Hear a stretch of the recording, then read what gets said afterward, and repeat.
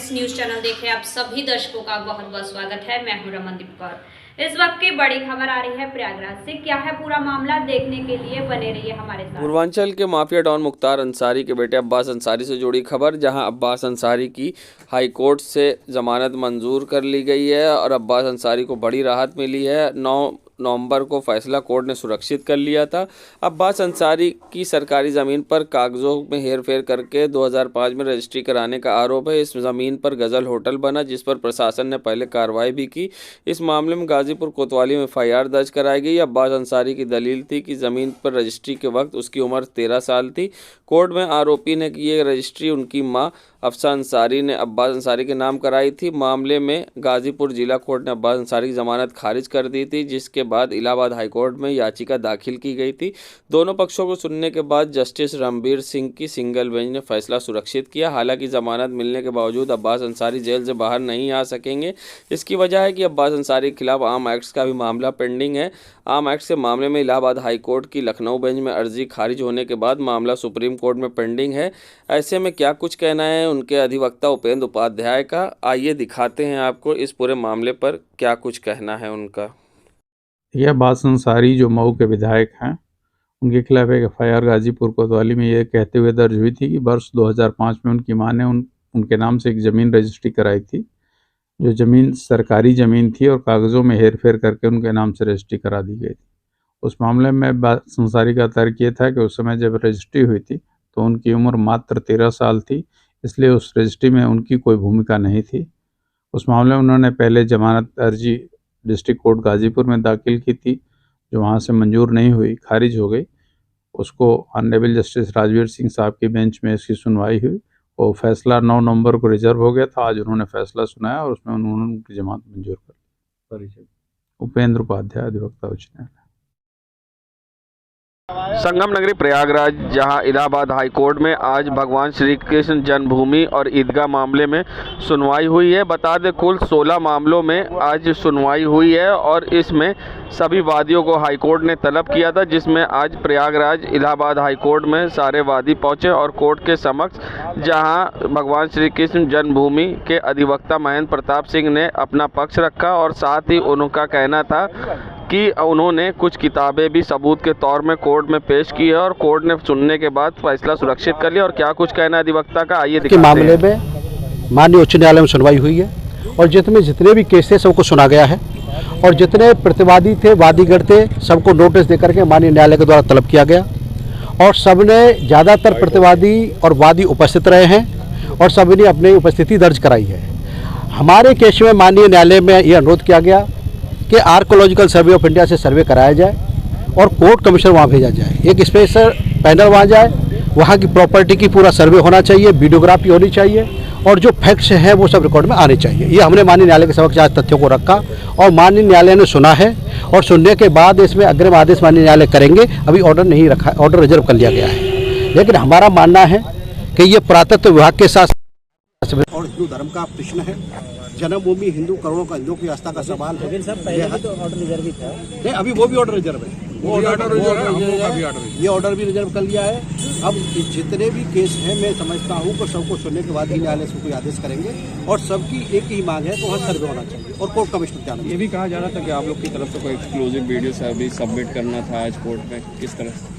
नहीं, हमने बुक्स जो जिनमें रिकॉर्ड्स हैं वो किताबें हमने दाखिल की है न्यायालय में और न्यायालय के संज्ञान में भी उन किताब को लेकर के आए हैं।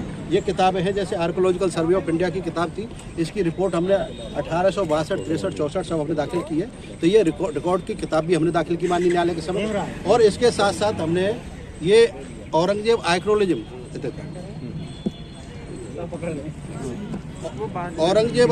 की ये किताब भी दाखिल की, जिसमें 1670 में औरंगजेब ने श्री कृष्ण जन्मभूमि का विध्वंस किया था और विध्वंस करने के बाद में जो भगवान के विग्रह थे ठाकुर केशव राय के, उन्हें आगरा ले गया और आगरा ले जा करके जामा मस्जिद की सीढ़ियों में ये विग्रह लगाए। ये केस नंबर 3 है, हमारी 2 केस है, 3 नंबर और 13 नंबर।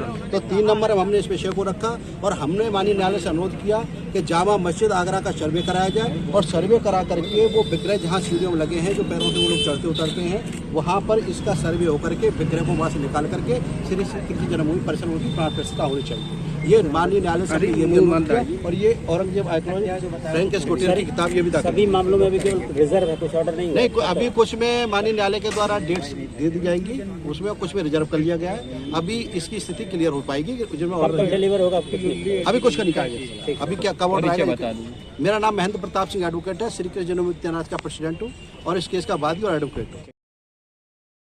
राहुल गांधी ने जहां बीते दिनों अपने कुत्ते का नाम नूरी रखा था और अपनी मां को इसे उपहार स्वरूप दिया था, जिसके बाद ये मामला काफ़ी सोशल मीडिया पर वायरल हुआ था और MIM के प्रवक्ता मोहम्मद फरहान ने इस पर परिवाद दाखिल किया था। वहीं कोर्ट ने इस पूरे मामले को MP MLA कोर्ट में ट्रांसफ़र कर दिया था।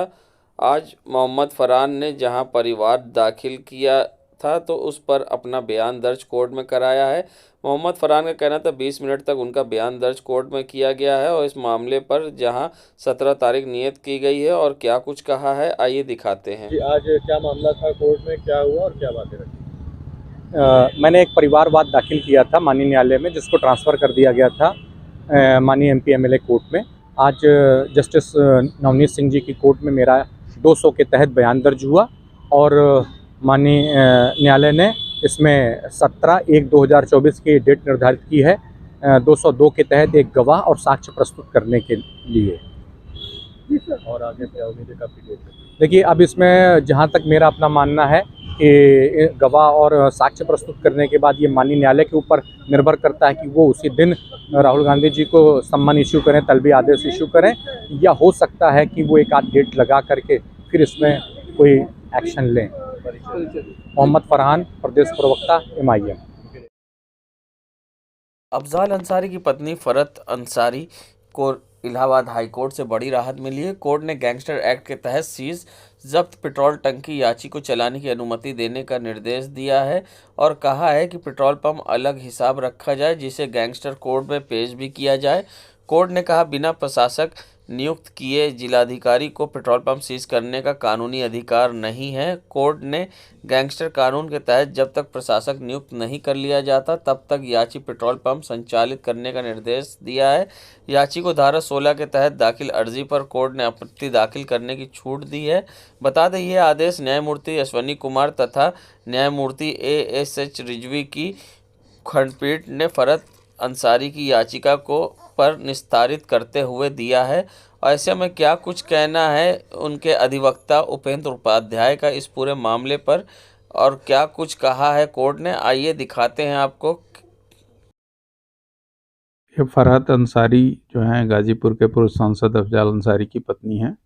उनका एक पेट्रोल पंप गाजीपुर में चल रहा था 2019 से। उसको जिला मजिस्ट्रेट गाजीपुर ने ये कह के कुर्क कर दिया कि उस पेट्रोल पंप में जो पैसा लगा है वो मुख्तार अंसारी का लगा है। उसके खिलाफ उन्होंने हाईकोर्ट में एक याचिका दाखिल की थी। याचिका पर सुनवाई हुई ऑनरेबल जस्टिस अश्विनी कुमार मिश्रा और ऑनरेबल जस्टिस रिजवी साहब की बेंच में, और दोनों पक्षों को हमको और सरकार के अपर महाधिवक्ता को सुनने के बाद कोर्ट ने ये निष्कर्ष लिया कि जब तक ये डिसाइड नहीं होगा ट्रायल कोर्ट द्वारा कि ये प्रॉपर्टी जो है इसमें गैंगस्टर की लगी है कि नहीं होगी, तब तक ये पेट्रोल पंप चलेगा। और ये कह दिया कि याची जो है वो उसका अलग हिसाब किताब रखेगा और न्यायालय जो ट्रायल कोर्ट है उसके सामने उसका हिसाब किताब पेश करेगा। उपेंद्र उपाध्याय, अधिवक्ता, उच्च न्यायालय। देश दुनिया की खबरों के लिए world media times news channel को सब्सक्राइब करें।